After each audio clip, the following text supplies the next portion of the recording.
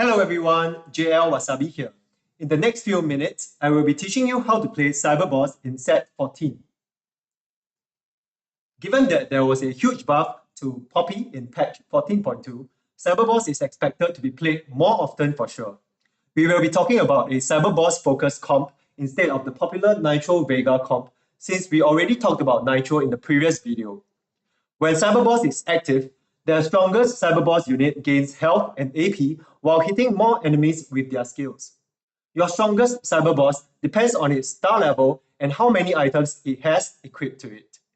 You can always bench the unit you want to be upgraded and place it back on the board. It will auto-upgrade if it can be, especially when there is a tie between two CyberBoss units sometimes. Make sure that the correct unit is upgraded, as sometimes it may change when you shift your units around between the board and bench. When there are 4 CyberBosses in play, all of them will be upgraded, with the strongest one gaining even higher bonuses. CyberBoss is typically played as a reroll comp with Vega as the main carry of the comp. Poppy will typically be upgraded as well if possible. I would like to add that you should not try to play Tempo CyberBoss now, given that Kobuko was nerfed and Ziggs is still not very strong in the meta right now. Hence, trying to tempo CyberBoss may not help you stabilize hard enough to survive mid to late game. However, if you are playing strong CyberBoss units such as Strategist Ziggs or Bruiser Kobuko, you can splash in CyberBoss to buff them up if there is space in your comp.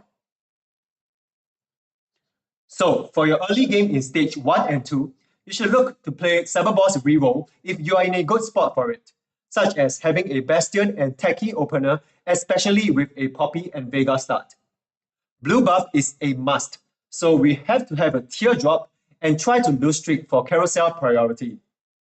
Else, pray for another tier to drop from PvE round. You can try to force this comp by holding the CyberBoss, Bastion, and Techie units that come your way.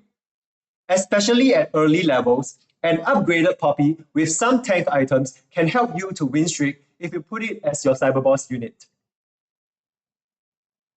Since this is a 2-cost reroll comp, stay at level 6 and roll above 50 gold in order to collect Vega, Poppy, and Shyvana.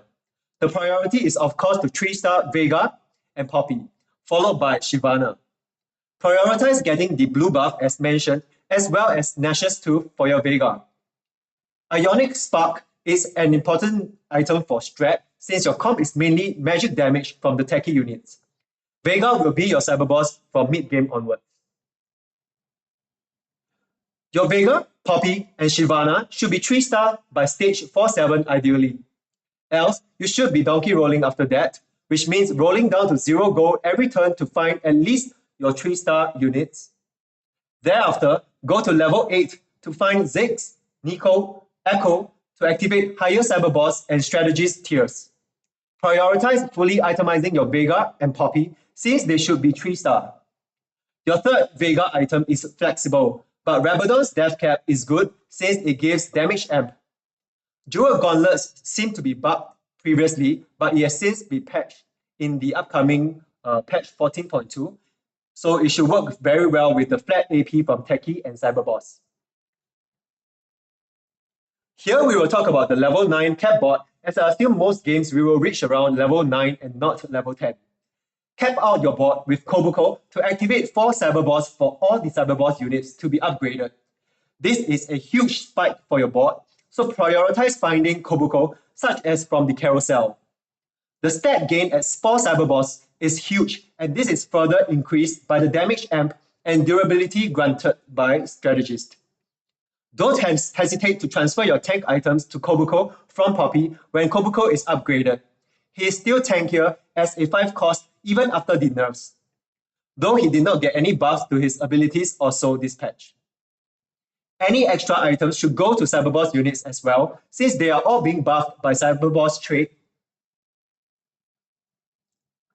Last but not least are the augments you can look to get for this comp. Reroll augments are an absolute godsend for this.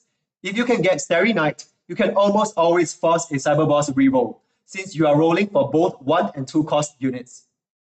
CyberBoss specific augments like Cower Weaklings and New High Score are great too, since it increases the tankiness or damage of your CyberBoss units.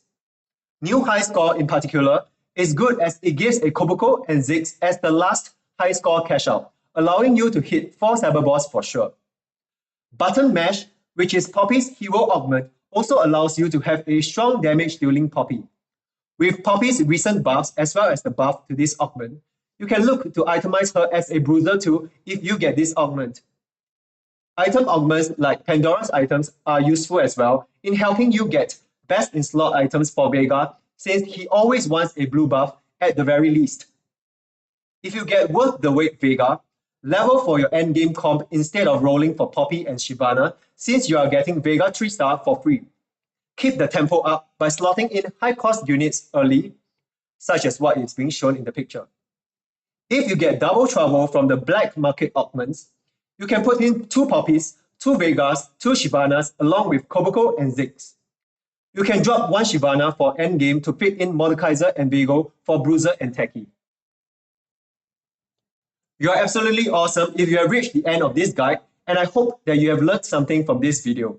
If you find this video useful, I greatly appreciate if you can like the video and subscribe to my channel for more guides and gameplay videos. See you again. Bye bye.